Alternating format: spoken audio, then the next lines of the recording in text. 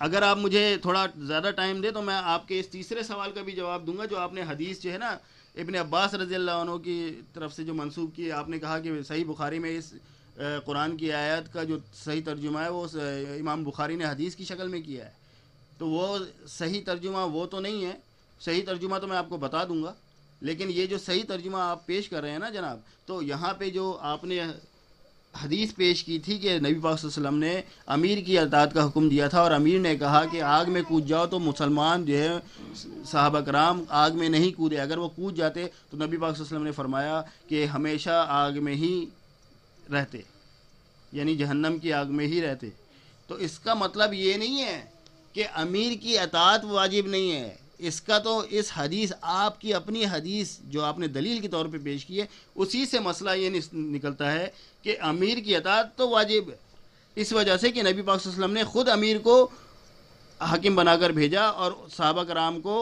یا مسلمانوں کو اس زمانے میں ان کی اطاعت کا حکم دیا، لیکن کیونکہ امیر نے ایک ایسے کام کی طرف مسلمانوں کو دعوت دی جو کہ واضح طور پہ گمراہی اور خودکشی حرام ہے، اس بات کو تو واضح طور پہ ہر کوئی جانتا ہے۔ فروعی مسائل میں ہم تقلید کرتے ہیں تو اس کا مطلب یہ نہیں کہ ہم ہر چیز میں تقلید کرتے ہیں۔ اگر کوئی یہ کہے کہ اگر کوئی ایک مجتہد یہ ایسے کہے کہ نمازیں 5 وقت نہیں 4 وقت ہیں یا 3 وقت ہیں یا 6 وقت ہیں، تو کیا کوئی جو ہے مقلد اس مجتہد کی تقلید کرے گا؟ کبھی نہیں کرے گا۔ اگر کوئی یہ کہے کہ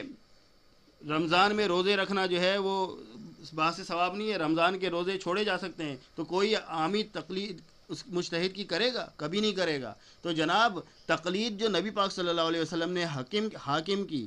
امیر کی اطاعت کو تقلید سے جو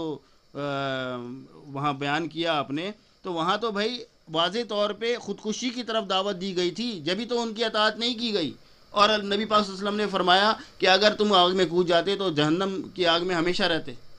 اس وجہ سے کہ خودکشی تو ویسے ہی نبی پاک صلی اللہ علیہ وسلم نے فرمایا ہوا ہے کہ وہ حرام ہے۔ حرام کام کرنے کی طرف اگر کوئی مجتہد دعوت دے گا تو ظاہر سی بات ہے پھر اس کی تقلید اگر کوئی کرتا ہے تو وہ بالکل مشرک ہے، یا اگر آپ کہتے ہو کہ وہ بدعتی ہے، جو بھی آپ اس کے اوپر الزام لگاؤ، آپ کا الزام برحق ہے، لیکن فروعی مسائل میں کیسے آپ نے یہ الزام لگا دیا؟ فروعی مسائل جن میں دونوں طرف دلائل ملتے ہیں، امام شافعی اپنے دلائل پیش کرتے ہیں، امام مالک اپنے دلائل پیش کرتے ہیں، امام احمد ابن حنبل اپنے دلائل پیش کرتے ہیں، امام ابو حنیفہ رحمۃ اللہ علیہ کے اپنے دلائل ہیں، دونوں چاروں طرف دلائل ہیں، اور دلائل بھی یہ نہیں کہ اپنے خود سے گڑے ہوئے، قرآن و حدیث سے ہی دلائل ہیں۔ تو بھائی اگر کوئی امام شافعی کی تقلید کرتا ہے تو ٹھیک ہے، پوری طرح سے ان کی تقلید کر لے، اگر امام حنیفہ کی تقلید کرتا ہے تو پوری طرح سے ان کی تقلید کر لے، لیکن اگر کوئی ایسی بات واضح مل جاتی ہے جہاں پہ واضح ہو جاتا ہے کہ یہاں پہ قرآن و حدیث اور اپنے امام کا قول الگ الگ ہیں،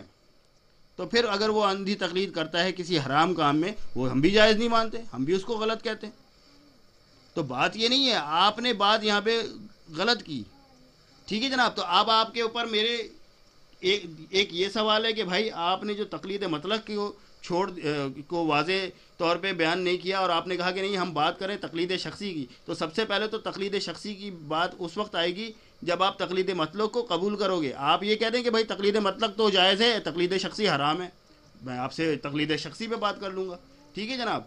لیکن پہلے مانے تو کہ ہاں تقلید شخصی جو ہے وہ تقلید مطلق جائز ہے، تقلید شخصی حرام ہے، ٹھیک ہے۔ دوسرا آپ مجھے جواب دیں۔